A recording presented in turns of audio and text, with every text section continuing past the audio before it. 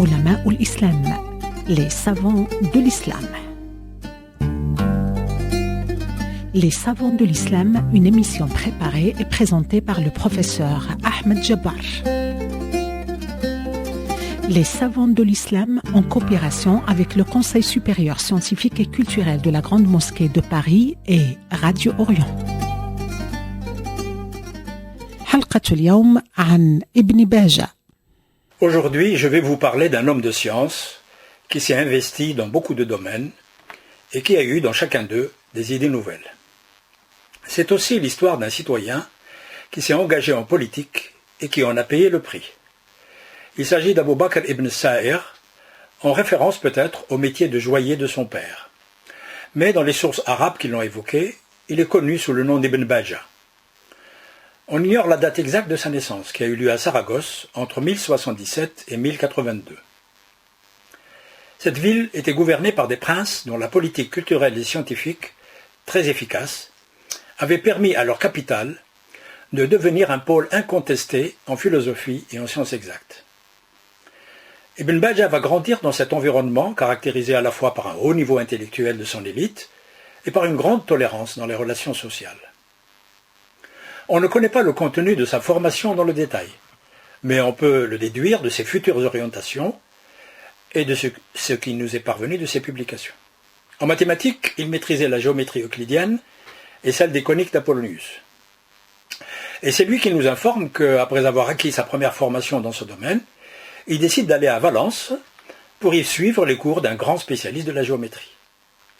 Sa démarche est la même en ce qui concerne l'astronomie. Après avoir étudié l'œuvre de Ptolémée et d'autres savants arabes d'Orient, il s'installe un certain temps à Séville pour se perfectionner auprès des meilleurs spécialistes de la discipline. En physique, il s'est intéressé à l'optique et il a probablement étudié ses derniers développements dans le traité d'Ibn al-Haytham, dont une copie était déjà arrivée à Saragosse quelques décennies à peine après la mort du grand savant irakien. En philosophie, en plus des cours qu'il a peut-être suivis auprès des premiers spécialistes andalous dans ce domaine, il a eu à sa disposition des ouvrages d'Al-Farabi et d'Ibn Sina. Il a également poursuivi des études de médecine et en relation avec cette discipline, il a étudié des ouvrages de botanique et de pharmacopée produits en Andalus. Et comme tout cela ne calmait pas sa boulimie, il s'est mis à étudier les aspects théoriques de la musique, puis à la pratiquer en s'initiant aux luttes. Et en quelques années, il est devenu un virtuose de cet instrument. Il dira à ce propos dans une lettre adressée à l'un de ses amis, haut fonctionnaire à Grenade, je cite, « Quant à l'art de la musique, j'en ai poursuivi l'étude jusqu'à ce que j'y ai atteint un niveau que j'ai jugé satisfaisant pour moi. » À l'âge de 30 ans environ, la vie d'Ibn Baja connaît un véritable tournant avec l'entrée à Saragosse en 1110 de l'armée des Almoravides. Ces conquérants qui venaient en protecteurs et en défenseurs de l'islam contre les chrétiens du Nord sont les fondateurs du premier empire maghrébin. Le profil intellectuel d'Ibn Baja a très vite attiré l'attention du nouveau gouverneur de la région, Ibn Tefilwit, qui lui offre un poste élevé dans son administration et qui le charge de missions diplomatiques. C'est d'ailleurs à l'occasion de l'une de ces missions qu'il est emprisonné par ceux-là même qui étaient censés négocier avec lui.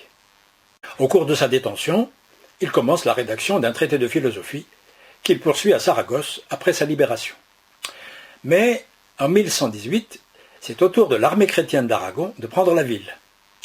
Il réussit à s'enfuir et à se réfugier dans une des cités andalouses qui était sous l'autorité musulmane. On le retrouve quelques années plus tard à Jatiba, Chatiba en arabe, cette fois encore dans une prison, mais cette fois c'est par décision du chef almoravide Youssef ibn Tashfin. Mais il ne tarde pas à être libéré, et mieux encore, à être nommé à un poste de ministre. À une date inconnue, il projette d'aller à Oran, un port du Maghreb central, puis de poursuivre sa route jusqu'au Caire, où vivaient deux de ses amis les plus proches. Le premier est Ibn al-Imam, le haut fonctionnaire de Grenade que j'ai déjà évoqué. Le second est Youssef ibn Hasdaï, un intellectuel juif de Saragosse qui avait émigré en Égypte pour faire du commerce. Certaines des lettres que leur écrivait Ibn Baja ont été conservées. Elles constituent un témoignage précieux sur les échanges scientifiques et philosophiques qui se faisaient à grande distance grâce au service de la poste que les pouvoirs successifs avaient mis en place en Orient et en Occident. C'est au Maghreb, précisément à Fès, que notre savant a passé la dernière période de sa vie. Et c'est dans cette ville qu'il mourra en 1138, à la suite d'un empoisonnement qui aurait été commis par des médecins qui étaient jaloux de sa notoriété. La liste des titres qui composent l'œuvre scientifique et philosophique d'Ibn Bajjah est longue et ses thèmes sont très variés. Mais peu d'ouvrages nous sont parvenus. En philosophie, 2 de ses écrits sont devenus célèbres. Le premier est la lettre de l'adieu. On y trouve une analyse des différentes catégories d'êtres humains et l'exposé des différentes voies qui permettent à l'homme d'atteindre la perfection intellectuelle. Le second est intitulé Le régime du solitaire. Il est considéré comme l'une de ses œuvres majeures. À partir de quelques idées empruntées peut-être à Aristote, à Al-Farabi ou à Ibn Sina, il développe sa conception d'une cité idéale en présentant les éléments qui pourraient caractériser un bon gouvernement. À l'occasion, il fait une critique en règle des clans d'une société, quelle que soit la société, qui font passer leurs intérêts avant ceux de l'État. Il fustige les aspirations matérialistes d'une partie de sa population, en particulier des élites d'une société donnée, et il défend l'idée d'un pouvoir légaliste et vertueux qui ne gouverne pas uniquement par la force et par la ruse. Dans le domaine musical, on lui attribue un ouvrage théorique qui n'a pas été retrouvé et qui a été tellement apprécié à son époque qu'on disait de lui, je cite, qu'il était en Occident ce qu'était le livre d'Al-Farabi en Orient. Ibn Bajjah était également connu pour avoir composé des mélodies nouvelles qui seraient à l'origine du développement des fameuses muwashshahat de la musique andalouse. Il a même eu le temps, malgré sa vie quelque peu agitée, de donner des cours de luth et de chant à de futurs grands musiciens, comme Ishaq al-Qurtubi. En astronomie, Ibn Bajjah a participé à des débats précurseurs sur la validité des modèles planétaires de Ptolémée, modèle qui avait dominé l'astronomie arabe depuis ses débuts à Bagdad jusqu'à l'époque de notre philosophe. Il semble que ce soit la diffusion de l'ouvrage d'Ibn al-Haytham, intitulé Les doutes sur Ptolémée, qui ont été à l'origine de ces échanges et de ces critiques. Parallèlement à ces discussions entre spécialistes, notre savant a fait des recherches théoriques et a réalisé des observations astronomiques, comme celle de l'année 1101 au moment de l'éclipse de Jupiter par Mars. Il me reste à vous dire quelques mots sur le profil de mathématicien d'Ibn Bajjah. Il a été révélé par la découverte de lettres qu'il avait écrites à son ami de Grenade. Pendant son séjour à Valence, pour suivre les cours d'Ibn Sayyid, l'étudiant s'était passionné pour les travaux de ce dernier et avait compris leur puissance et leur originalité. Il s'agissait de concevoir de nouvelles courbes géométriques qui n'avaient jamais été étudiées auparavant pour résoudre des problèmes non encore résolus, comme la division d'un angle en plus de 3 parties égales.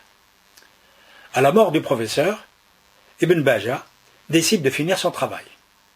Mais sa vie agitée et son destin tragique ne lui ont pas permis d'atteindre ce but. En conclusion, voici quelques brèves informations sur la circulation de l'œuvre d'Ibn Bajjah.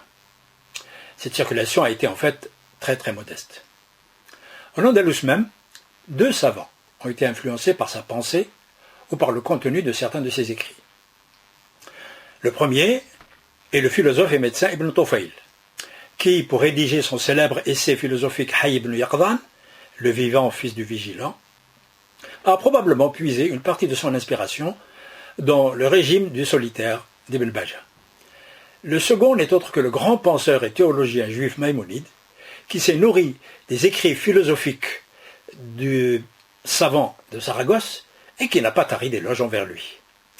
Quant à la circulation en Europe de l'œuvre de notre philosophe, elle s'est réduite à la traduction hébraïque de son régime du solitaire. Mais il semble que ces idées philosophiques ont circulé d'une manière directe, sans passer par la traduction.